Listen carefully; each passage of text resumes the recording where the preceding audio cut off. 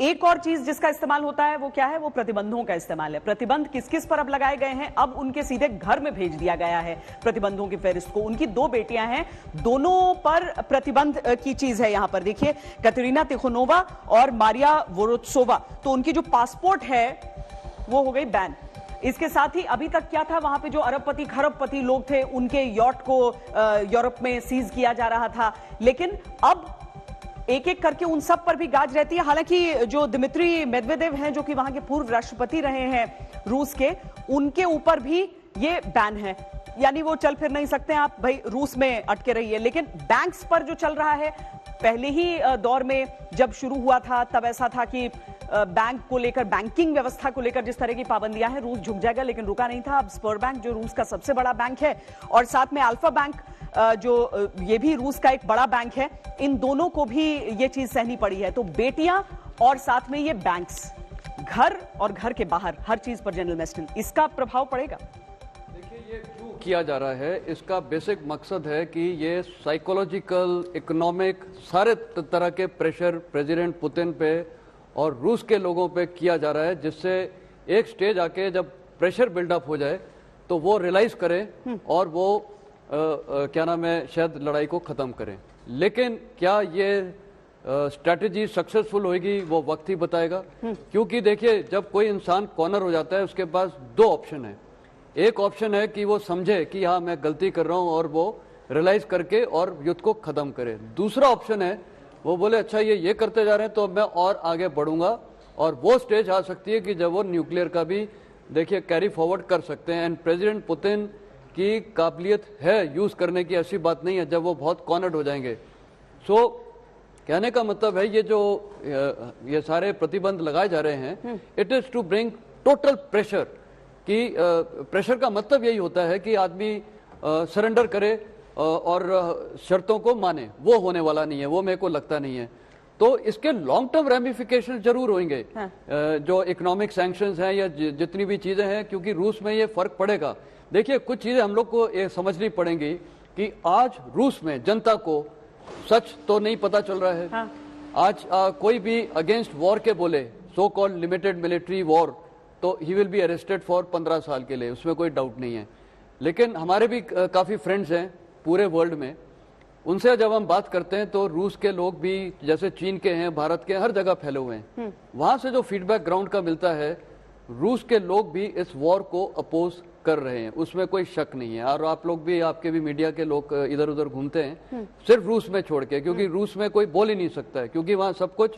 Sir देखिए ना, लेकिन इसमें 2 पक्ष हो जाते हैं ना। एक तरफ रूस में वो लोग हैं जो बोल रहे हैं, और दूसरा डॉनबास का वो इलाका जहां पर 2014 से आरोप लगते रहे कि यूक्रेन उन पर तो वो अत्याचार कर रहा है। तो वो बिल्कुल सही है श्वेता। वो भी देखिए, एक प्रेसिडेंट पुतिन की एक और स्टेटेड पॉलिटिकल ऑब्जेक्टिव था, prevent genocide where in Donbas area.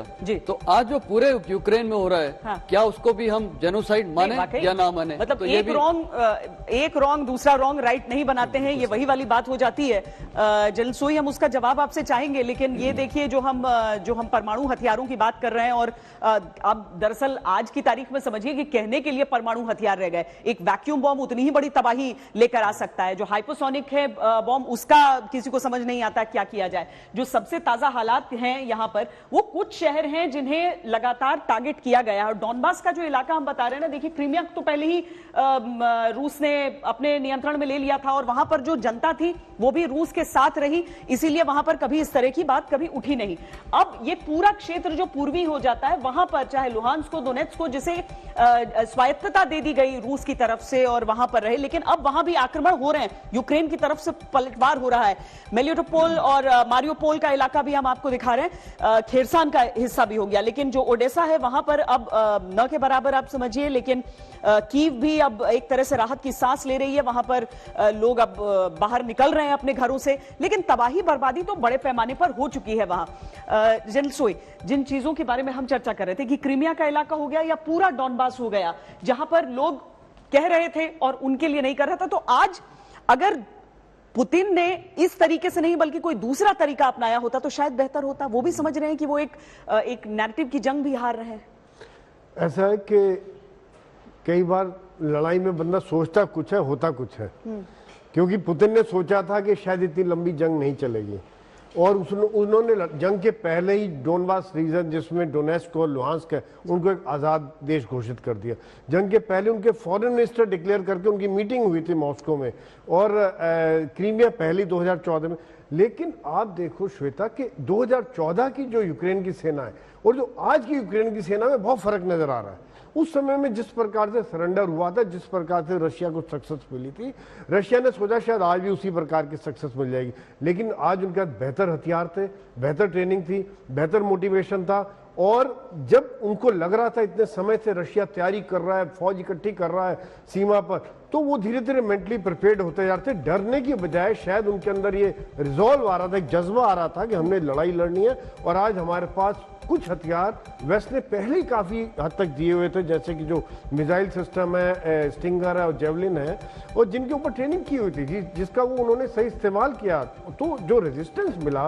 उसके बाद मैं जेलेंस्की की डिसीजन जो भी लिया, उन्होंने लड़ाई का डिसीजन लिया, उसके ऊपर मैं नहीं कहना चाहूँ क्योंकि वो मैं उसका समर्थन नहीं करता हूँ, लेकिन उन्होंने जो लीडरशिप क्वालिटी दिखाई है वो एक बड़ी जबरदस्त है। उन्होंने वहीं रहे, बार बार उन्होंने भाषण दिए, लोगों के बीच में जाए। आज वो एक रोल मॉडल बने हुए हैं, आर्मी टी शर्ट पहन के, जिस प्रकार से एक पोस्टर बॉय आज बने हुए हैं।